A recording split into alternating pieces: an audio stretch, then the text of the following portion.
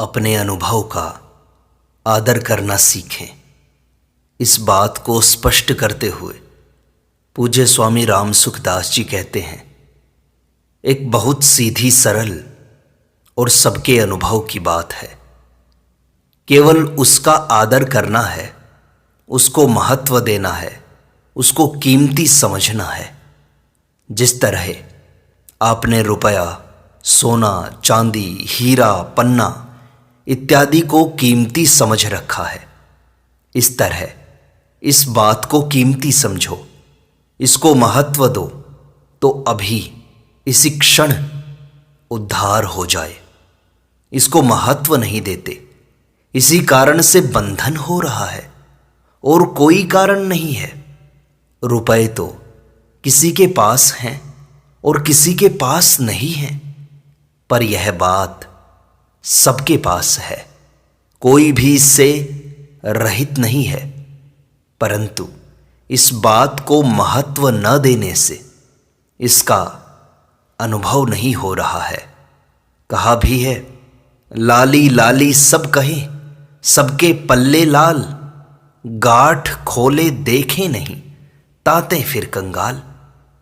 वह गांठ खुलने की बात बताता हूं जो संत महात्माओं से सुनी है, पुस्तकों में पढ़ी है, वही बात कहता हूं।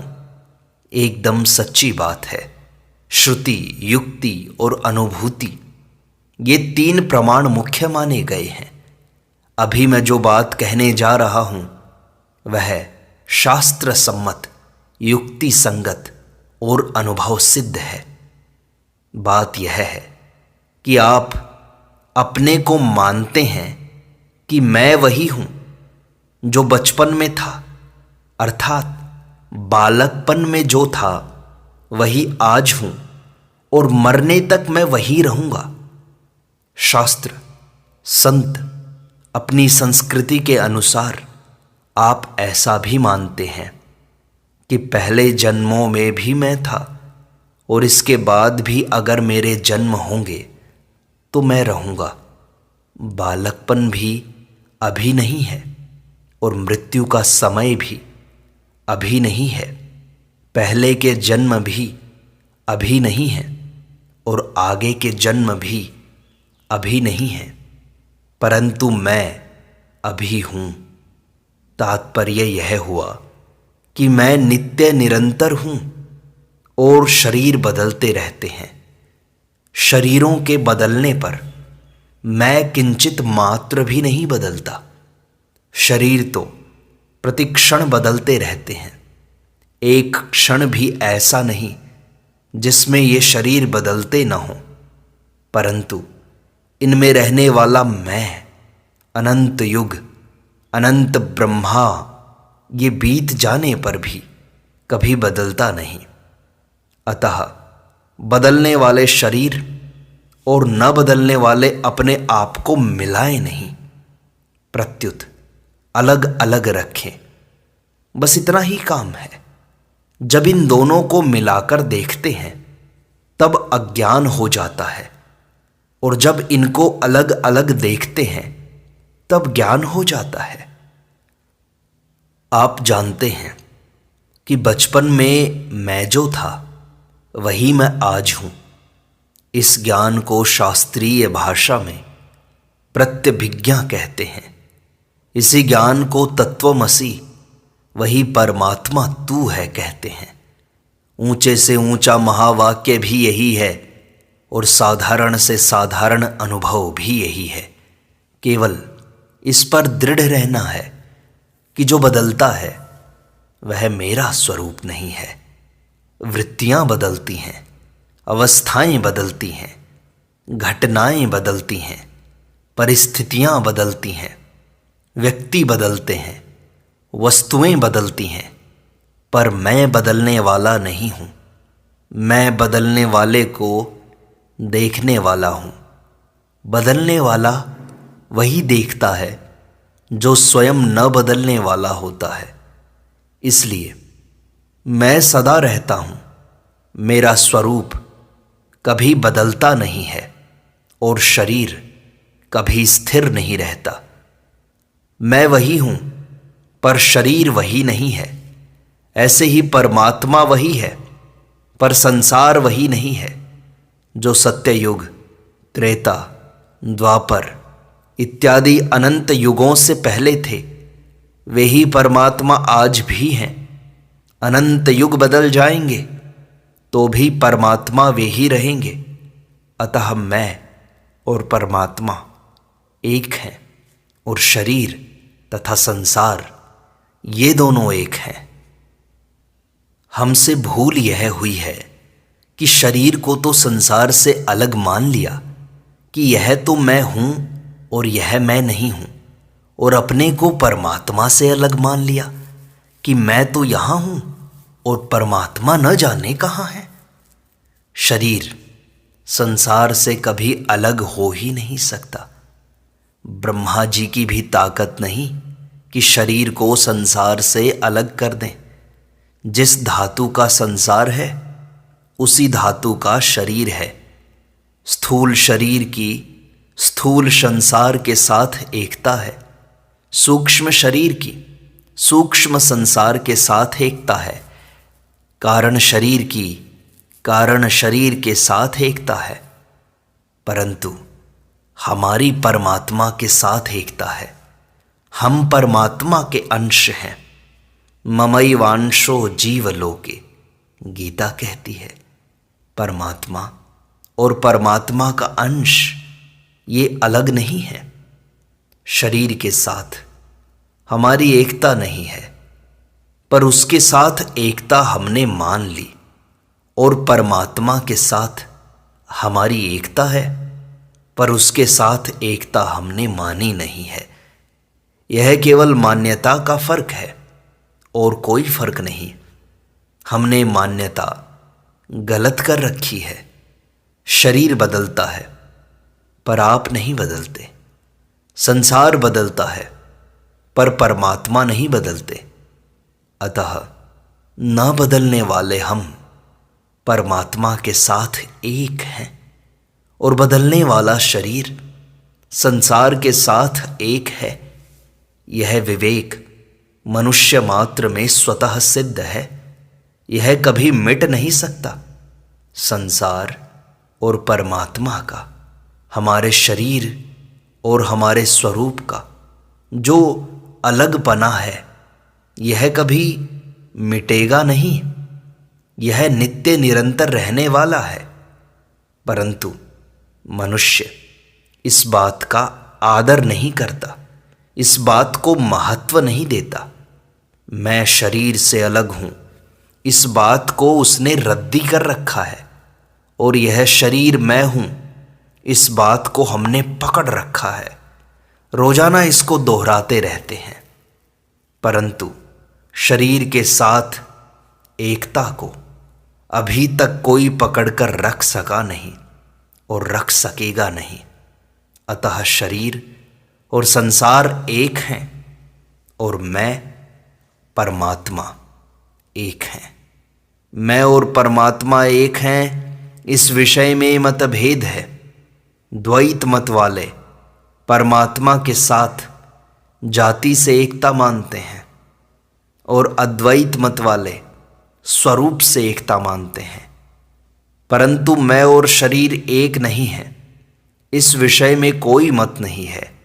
श्री शंकराचार्य, वल्लभाचार्य, रामानुजाचार्य, निम्बार्काचार्य, विष्णु स्वामी, चैतन्य महाप्रभु आदि जितने महापुरुष हुए हैं, उन्होंने द्वैत, अद्वैत, विशिष्टाद्वैत, शुद्धाद्वैत, द्वैताद्वैत, अचिंत्य भेदाभेद आदि नामों से अपने अपने दर्शनों में परमात्मा के साथ जीव का घनिष्ठ संबंध माना है, परंतु शरीर के साथ अपना संबंध किसी ने भी नहीं माना है। शरीर संसार के साथ हमारी एकता नहीं है, इस विषय में सभी आचार्य, दार्शनिक, विद्वान एक मत हैं। जिस विषय में सभी एक मत हैं, उस बात को आप मान लो। हम शरीर संसार के साथ एक नहीं है, हम तो परमात्मा के साथ एक हैं। यही सब लोग एक मत हैं और यही ज्ञान है।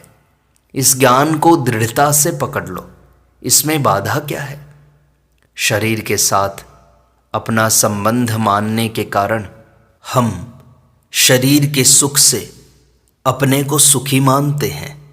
शरीर का मान होने से हम अपना मान मान लेते हैं।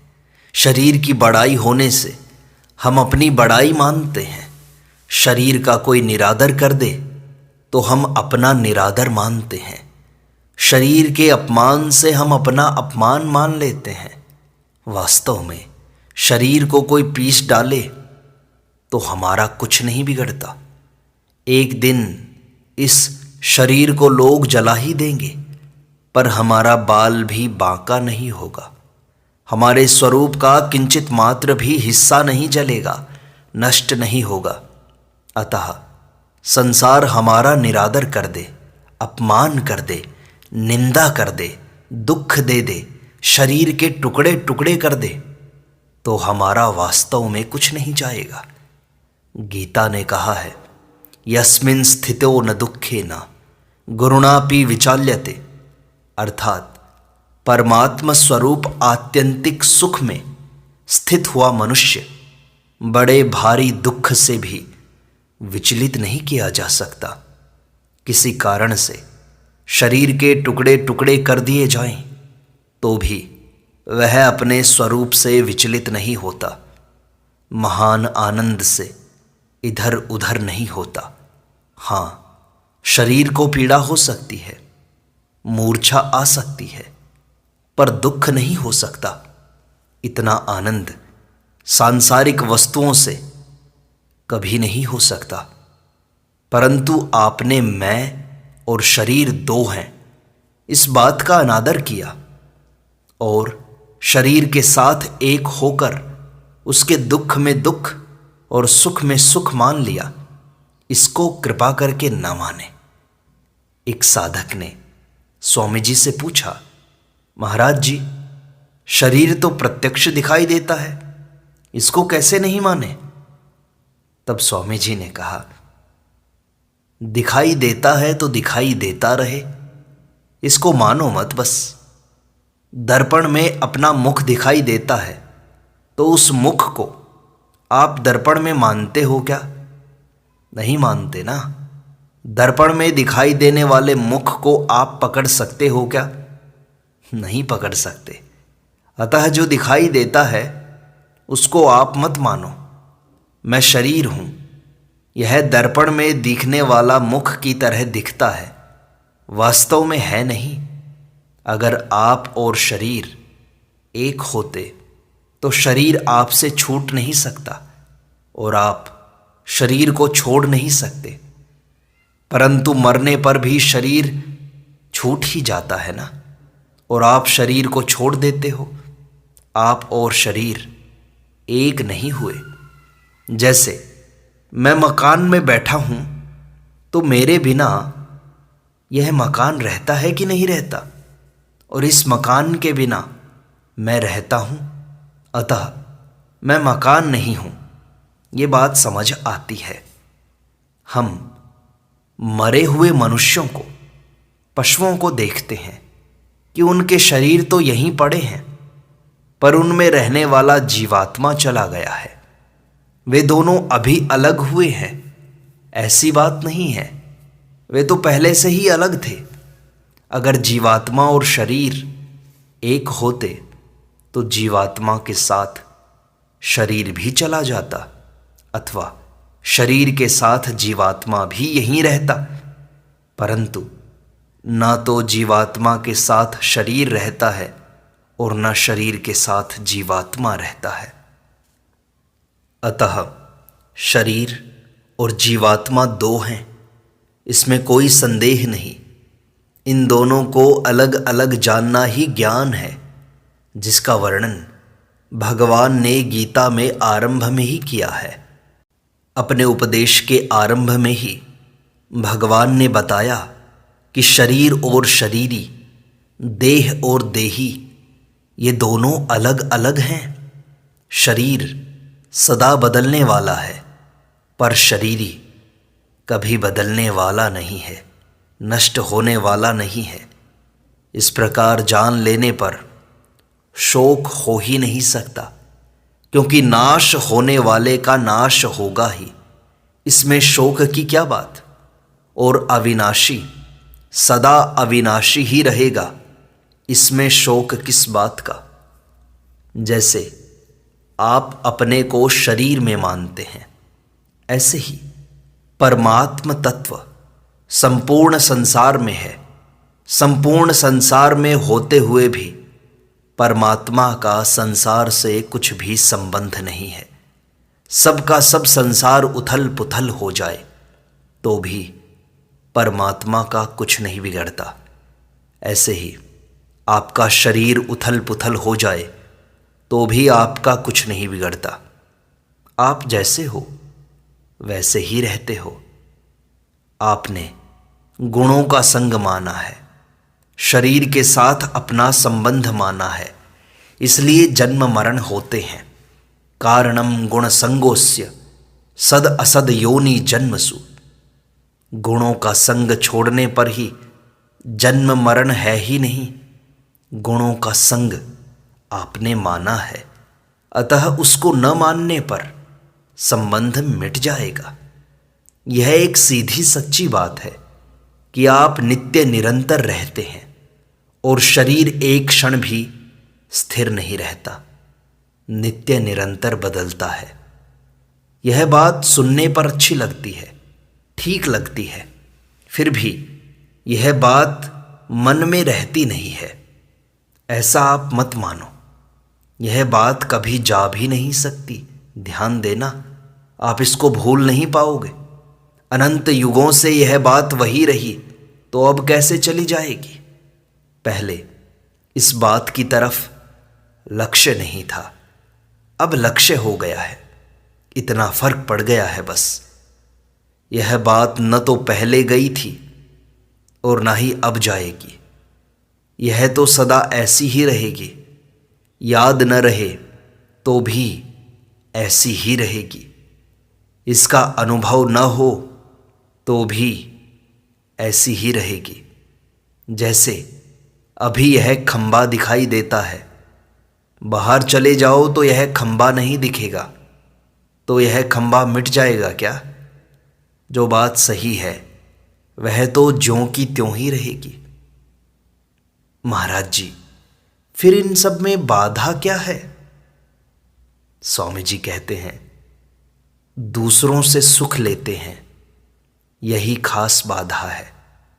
अब दूसरों को सुख देना शुरू कर दो। इतने दिन तो सुख लिया है, अब सुख देना शुरू कर दो बस। निहाल हो जाओगे।